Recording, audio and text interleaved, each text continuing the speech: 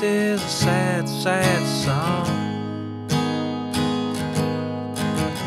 'cause I've been thinking about my old dog. All right, let's cut this baby open. This is a brand new one from Amazon, actually. What we got inside of here? Okay, manual sticker deal, you know, put that over there for now. Let's see if we can get this thing out of here. I don't know. Oh, got it. It's looking pretty sweet. Okay, what do we got in this little box right here? Power cable should be in here. There we go. Looking pretty good. Just a simple wall wart. Put that right there. We got a USB cable. Sweet. Glad it came with one of those. That's awesome. And I think that's it for that box. Let's get this styrofoam out of here. Let's get this plastic open. Oh, silica gel.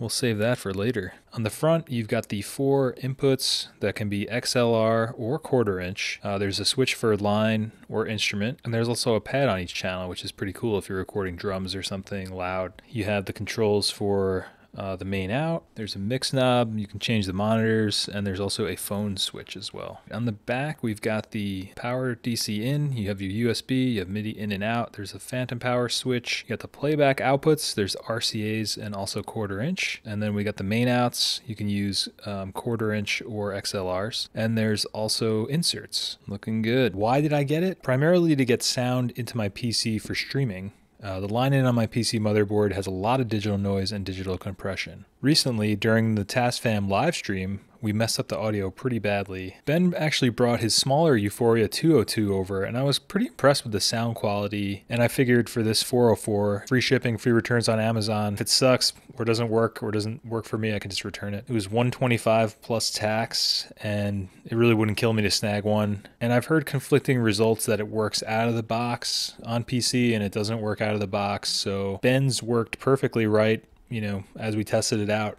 Connected right to my PC, and actually this one connected right to my PC and started working great immediately too. Right now you're currently hearing this vocal recorded through my PC, Windows 10 64-bit, onto Reaper actually. You might be able to see it going in the background there. Shure Beta 58A into the BEHRINGER U-PHORIA 404. First impressions of this thing based on just pulling it out of the box and using it for the live streams and also for the season 2 of the podcast coming soon. That's definitely something to check out this September 2019. I found this interface to be decent, and by decent, I mean the sound quality is great, but sometimes there was this random distortion that would happen. I will show a few examples right now. Madison, Wisconsin, which is about a 14-hour, 24-minute drive. It all makes sense now. Yeah, I think the main thing with collaborating with people is you gotta play. I'm not really sure if this is a hardware issue, driver issue, software issue. I did install the latest drivers on the PC to try to figure that out, but it still was occurring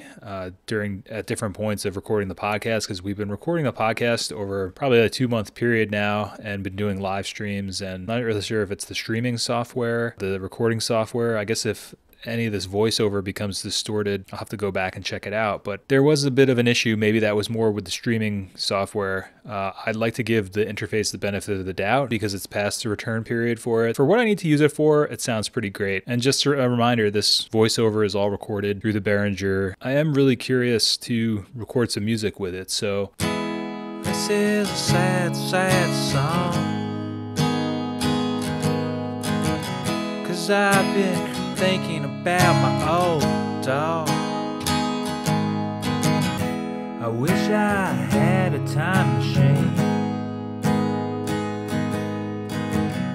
so I could show you what I mean, but every day's a little better 'cause I think about you less. You know, a lot of times these cheaper preamps are pretty noisy, but I don't know if it's the Midas preamps they got in this thing, but I feel like Behringer has really upped their game, especially with these dynamics. Like, there's plenty of gain on tap. I'm really happy with the sound quality, especially for this voiceover. I think it sounds great. My only caveat with this is that you can't really use a ribbon with it if you're going to be using multiple mics and the other mics require phantom power, because the phantom power runs across all 4 of the inputs. So either you can use a ribbon with dynamics, or you'd have to use a condenser, because it just doesn't, like, you're not supposed to put phantom power through a ribbon. I think you can actually destroy the mic that way. So that's a little bit of a bummer, because I do like to record drums with 4 mics, and one of those being a ribbon. So I guess I won't be able to use this for that if I want to use a condenser as an overhead as well. So yeah, just doing some simple tests like that. I mean, this isn't like a scientific research study. I would say it sounds pretty damn good with each one of those different types of mics. Biggest issue is just switching the phantom power. I wish there was a switch on the front, and also that I wouldn't be able to like record drums with a ribbon and a condenser. Based on the sound clips and the raw tracks, the mic preamps sound pretty decent. Like they're pretty clear for $125 and you get 4 of them.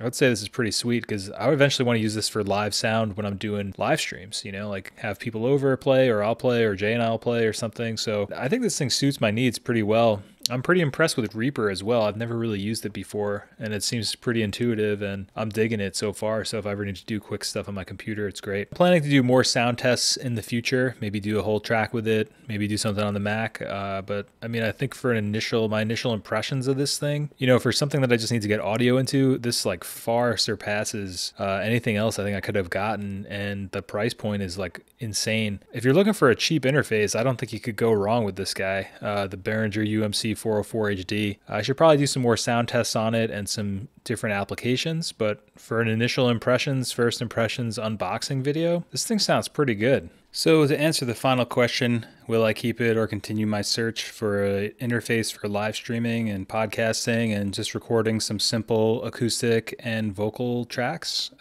Yeah, I think I'm going to keep it. Because I mentioned I'm past the return point of Amazon, but also it sounds great. I think the only thing I would do would be to upgrade to the 8-channel one eventually if I'm going to be doing more stuff live through my computer, my PC. First impressions, I'm pretty blown away. But I got to keep using it some more. Some of the controls I think are a little strange, like the way that they're placed. Like again, the phantom power switch is kind of my big thing. I haven't used it with monitors, so I'm not really sure yet. I think they really stepped up the game with this in terms of price per input and quality wise. I don't think you'd need anything much more than this, especially for the stuff that I'm doing. So if you want to see any videos in the future utilizing this puppy, let me know. And I hope you enjoyed that track. And yeah, Godspeed, my friends. Make sure you do something you want to do today, all right?